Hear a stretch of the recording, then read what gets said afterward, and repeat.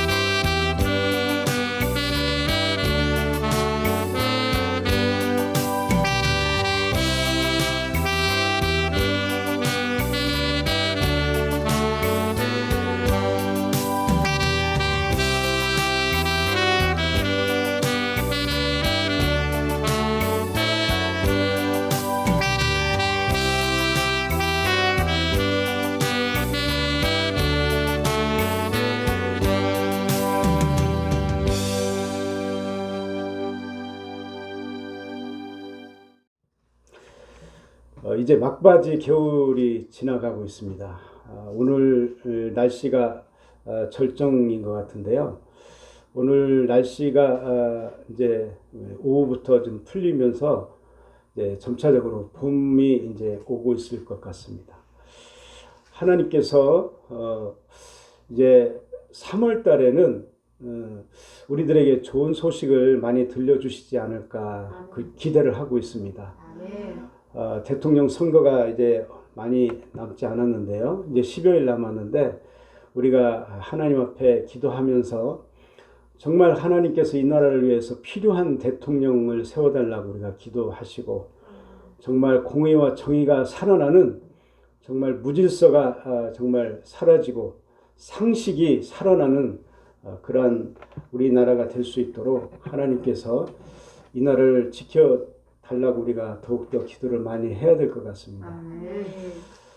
정말 보면은 너무나 그동안 정말 어이없는 일들이 많이 있었고 정말 우리가 분개해야 될 그런 여러 가지 정말 사건들이 많이 있었는데 정말 올 3월 달에는 정말 우리의 기도가 하늘나라에 상달되어지고 정말 동방의 정말 아름다운 선교의 나라가 될 수 있도록 우리가 기도해야 될 것 같습니다. 아멘. 오늘 저는 여러분과 함께 욥의 그 새 신앙 고백 이와 같은 제목으로 우리가 은혜를 나누고자 합니다. 본문의 말씀은 욥기서의 그 절정 부분에 해당하는 그런 부분이 되겠습니다. 하나님의 절대 주권을 다루고 있는 결론 부분입니다. 우리가 말씀의 그 분량이 많아서 다 읽지는 못하였지만은 욥기서 38장 1절부터 42장 오늘 우리가 읽은 그 6절까지의 말씀은 욥기서의 그 종결 부분이라고 할 수가 있겠습니다. 또한 하나님께서 욥에게 한꺼번에 많은 질문을 하신 것은 욥이 듣고 난 후에 그 욥의 새 신앙 고백과 또한 욥의 회개에 대해서 다루고 있습니다. 사실 욥은 하나님께 그 자기가 지금 현재 처한 고난의 이유에 대해서 고난의 원인과 결과에 대해서 그 본인이 알고 싶어서 궁금해했습니다. 그런데 하나님은 결국 그 결론까지도 그 재앙과 고난의 이유에 대해서 속 시원히 말씀을 하지 않으셨습니다. 사실 그렇기 때문에 욥기가 그 불후의 명작인 것입니다. 고전 중에 고전으로 꼽히는 인간의 고뇌에 대한 최고의 책이 욥기인 이유가 여기에 있는 것입니다. 섣부르게 인간의 재앙에 대해서 고난에 대해서 그건 이래서 그런 것이고 저건 저래서 그런 것이야. 그러니까 네가 참고 잘 견뎌. 뭐 이러지 않았습니다. 새 친구가 말한 것처럼 죄 때문에 그런 것인지 또한 엘리야가 말한 것처럼 고난을 위한 교육적인 차원인 것인지 하나님은 속 시원히 밝히지 않으십니다. 욥이 말하는 그 아무 이유 없이 찾아온 억울한 처사에 대해서도 하나님은 밝히시지 않으십니다. 그러면서 욥기는 어떻게 끝나나요? 38장부터 41장까지의 그 하나님의 그 긴 말씀, 그 긴 말씀 중에는 한마디도 욥이 질문한 것이 없어요. 한마디도 하나님, 욥이 나한테 하나님 왜 이러시는 거예요? 왜 이런 어려움이 찾아왔나요? 왜 이런 슬픔이 저에게 찾아왔나요? 하나님 왜 나에게 이런 고난을 주시나요? 한마디도 하나님은 여기에 대한 대답이 없습니다. 그런데 하나님은 무엇을 말씀하셨나요? 하나님은 하나님의 위대하심, 하나님의 전능하심, 또 하나님의 크심을 이야기하십니다. 그게 무슨 대답이 되죠? 아니 욥에게 질문은 다 하나님이 막 늘어놓으시고는 답은 또 엉뚱한 답을 주십니다. 이게 사자성어로 말하면 우문현답이라고 합니다. 우문현답. 즉 무슨 뜻이냐면 어리석은 질문에 대한 현명한 대답. 아니 너희 고난에 대해서 네가 알면은 뭐 할 건데? 네가 알면 뭐가 달라지는데? 네가 깨달으면은 뭐가 바뀌냐? 네가 좀 안다고 머릿속에 답을 얻었다고 네 삶이 달라지냐? 너한테 필요한 것은 이 재앙이 왜 너에게 왔느냐가 중요한 것이 아니라 나와의 올바른 관계가 필요하다는 것을 하나님은 말씀을 하고 계시는 것입니다. 아멘. 하나님과의 올바른 관계, 하나님과의 신뢰 관계가 회복되는 것이 훨씬 더 중요하다는 말씀입니다. 아멘. 여러분 왜 이런 고난이 찾아왔냐고 아무리 물어도 그것은 우리에게 유익이 없습니다. 우리에게 이해할 수 없는 그런 고난이 닥쳐온다 하더라도 그것을 우리가 하나님 앞에 물어도 때로는 우리에게 아무런 유익이 없는 것입니다. 그것을 깨달으면은 어떻게 할 것인데요?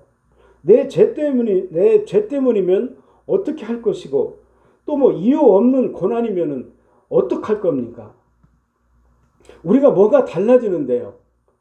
중요한 것은 우리가 하나님을 믿는 것입니다. 예, 하나님을 신뢰하는 거예요. 아는 것보다 중요한 것은 믿는 것입니다. 예, 그렇기 때문에 알아서 되는 세상이면 또 그리고 알아서 되는 인생이면 그러면 믿을 이유가 없어요. 알 수 없기 때문에 우리는 믿는 것입니다. 예, 아는 차원을 뛰어넘어서 믿고 신뢰하고 사랑하고 그리고 따라가는 것입니다. 신앙이란 바로 그런 것입니다. 예, 알 수 없기 때문에 믿을 수 있고요. 또한 믿을 수 있기 때문에 맡길 수 있는 것이고요. 또한 맡길 수 있기 때문에 따르는 것입니다. 따를 수 있기 때문에 사는 것입니다. 우리 인생은 믿음으로 믿기 때문에 따라가는 것입니다.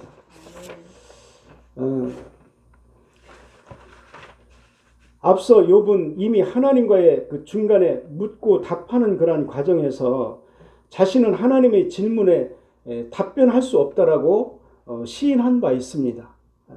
그는 비록 하나님과의 변론을 자신감 있게 말을 하기는 하였었지만은 자신의 지혜를 초월한 하나님의 능력과 또한 그 지혜의 선언 앞에서 감히 아무런 대답도 할 수 없어서 손으로 입을 막을 뿐이었다라고 욥기서 4장 4절에서 5절에 말씀을 하고 있습니다. 예. 보소서 나는 비천하오니 무엇이라 주께 대답하리까? 손으로 내 입을 가릴 뿐이로소이다. 내가 한 번 말하였사온즉 다시는 더 대답하지 아니하겠나이다. 이와 같이 욥은 하나님 앞에 내가 아무런 이제는 하나님 앞에 드릴 대답이 없습니다. 감히 내가 어떻게 하나님 앞에 대답을 할 수 있겠습니까? 이와 같은 말을 하고 있는 것이지요. 그리고 욥은 이후에 하나님의 선언 앞에서도 마찬가지였습니다. 하나님의 선언은 그로 하여금 자신이 하나님 앞에서 얼마나 보잘것없는 존재인가를 깨닫게 하여 주셨습니다. 자신의 의의를 주장하며 절대 하나님의 공의와 또한 통치의 이의를 제기한 것이 얼마나 어리석고 교만한 행위였는가를 욥은 절실하게 깨달았습니다. 그러므로 욥은 하나님의 선언이 끝나자 하나님의 절대 주권과 또한 그에 근거한 그런 섭리의 정당성을 겸손하게 인정하며 무지한 말로 자기의 의의를 주장하기 위해서 하나님의 공의로우심을 부정한 자신의 그 완악함을 고백하였습니다. 이러한 내용이 본문에 오늘 우리에게 주는 영적 교훈을 살펴보면 다음과 같습니다. 하나님의 권리는 절대 불가침의 권리인 것입니다. 이전에서 욥은 이렇게 말했죠. 주께서는 못하실 일이 없사오며 무슨 계획이든지 못 이룰 것이 없는 줄 아오니 이와 같이 대답하였습니다. 이것은 대단히 중요한 대답입니다. 여기에서 보면 1차적으로는 욥은 하나님의 전능하심에 대해서 고백을 하고 있습니다. 하지만 좀 더 깊이 들어가서 보면 이것은 단순히 하나님의 전능성에 대한 그런 고백만이 아니라는 사실을 알게 됩니다. 오히려 여기에서의 강조점은 하나님의 권리에 대한 고백의 의미가 강하다고 말씀을 드릴 수가 있습니다. 하나님은 어떠한 일을 하실 때 인간에게 물어보고 타협하거나 의논하실 그런 의무가 있으신 분이 아니기 때문에 하나님은 창조주이시기 때문에 우리에게 관계된 일이지만은 하나님은 마음대로 하실 수가 있는 것입니다. 아까 오전에 일부에 몇 때 목사님께서 말씀하셨듯이 토기장이에게 자기가 만든 토기에 대해서 하나님의 권리가 있듯이 토기장이에게 토기에 대한 그 권리가 있듯이 하나님 역시 하나님의 일에 대한 권리가 있는 것입니다. 욥은 하나님의 말씀을 통해서 바로 이것을 알았다고 고백하고 있는 셈인 것입니다.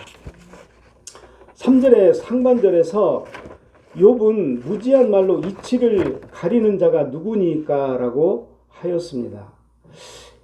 이 말은 38장 그 2절에 무지한 말로 생각을 어둡게 하는 자가 누구냐? 이렇게 물으신 하나님의 말씀에 욥이 그대로 말씀을 받은 것입니다. 말하자면 무지한 말로 이치를 가리는 자는 장본인이 바로 욥 자신이라고 자백을 한 것입니다.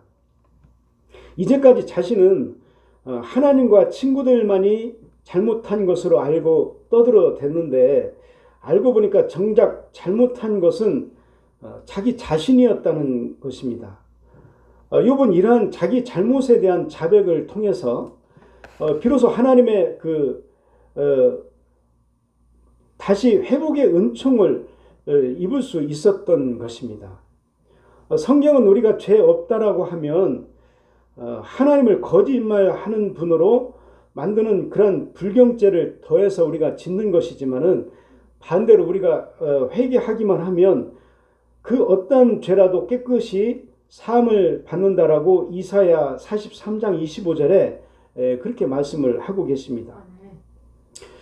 이사야 43장 25절을 보면 나는 나를 위하여 내 허물을 도말하는 자니 내 죄를 기억하지 아니하리라 이렇게 말씀을 하시잖아요. 내 허물을 내가 도말을 하는 자고 내 죄를 내가 기억도 하지 않으신다라고 그렇게 말씀을 하고 계십니다. 그러므로 이제 이것을 우리는 기억을 하십시오. 문제 해결에 있어서 회개만큼 좋은 것이 없습니다. 모든 것을 원점으로 회복을 시켜놓을 수 있는 것이 그 회개인 것입니다. 회개란 죄의 그 솔직한 그런 고백이며 그 길에서 돌이키는 것입니다. 부디 여러분은 회개를 부끄러워하지 마십시오. 성경의 위대한 인물은 모두 회개할 줄 아는 그런 사람들이었습니다. 회개를 통해서 인생을 반전시킨 그런 인물들이었습니다. 당대 의인으로 불리던 욥조차 회개를 했는데 오늘 우리가 회개할 것이 없다면 말이 되겠습니까? 3절 하반절에 보면은 나는 깨닫지도 못한 일을 말하였고 스스로 알 수도 없고 헤아리기도 어려운 일을 말하였나이다. 이렇게 욥은 고백하였습니다. 이것은 자신에게 고난을 주시는 하나님의 그 깊은 섭리를 깨닫지 못하고 열심히 변론을 했던 자신의 행위가 매우 어리석었었음을 고백하는 것입니다. 우리는 이러한 욥의 고백을 통해서 아무리 그가 지혜로운 사람, 또한 아는 것이 많은 사람, 또한 그 세상적으로 그 지위가 높은 사람이라 할지라도 일단 말이 많아지기 시작하면은 우매한 자의 소리를 내게 되어 있다라고 우리는 그런 교훈을 받게 됩니다. 욥기서를 통해서 보면은 욥과 그의 세 친구들과 많은 대화를 하게 됩니다. 오죽하면은 참관자로 가만히 대화를 듣고 있던 그 부수 사람 엘리후가 나서서 욥을 질책하는 발언을 32장에서 37장까지 장황하게 말을 했지 않습니까? 우리의 말이라는 것이 늘 말할 때는 무언가 자기가 잘 아는 것 같고 또 많이 아는 것 같고 또 정확하게 아는 것 같은데 한참 이야기를 하다 보면은 자기도 잘 모르는 이야기까지도 떠들어대는 것을 볼 수가 있습니다. 그러므로 하고 싶은 말이 있어도 가급적 참으십시오. 하고 싶은 말이 있으면 정말 기도하는 시간에 하나님께 하십시오. 그리하면 하나님과 사람 앞에서 지혜로운 자로 여김을 받는 날이 머지않아 이룰 줄 믿습니다. 네. 4절에 내가 말하겠사오니 주는 들으시고 내가 주께 묻겠사오니 주여 내게 알게 하옵소서. 이 말씀은 사실상 욥이 하나님께서 하신 말씀을 그대로 욥이 인용을 한 말씀입니다. 38장 3절과 또한 40장 7절에 똑같이 하나님께서 욥에게 말씀하시기를 너는 대장부처럼 허리를 묶고 내가 네게 묻겠으니 내게 대답을 할지라 이렇게 말씀을 하셨어요. 전번 시간에도 말씀을 드렸다시피 허리를 묶으라는 말씀은 하나님의 말씀에 대해서 네가 맞서볼 테면은 얼마든지 맞서보라는 그런 강한 의미를 지니고 있다고 말씀을 드렸죠. 이 말씀은 결국은 그 하나님 앞에서 네 자신을 낮추라는 하나님의 권면의 말씀인 것입니다. 이와 같은 말씀을 욥에게 하셨습니다. 다시 본문으로 돌아가서 이제 이와 같이 4절의 그 말씀처럼 욥이 자신의 생각을 말하는 대신에 하나님께서 욥에게 하신 그런 말씀을 되뇌이는 의미가 무엇이라고 생각을 하십니까? 그것은 그만큼 하나님께서 자신에게 하신 말씀이 욥에게 의미 있게 다가왔다는 것을 표현을 하는 것입니다. 욥의 신비에 새겨졌음을 반증하는 것입니다. 세상에서 가장 아름다운 일이 무엇이겠습니까?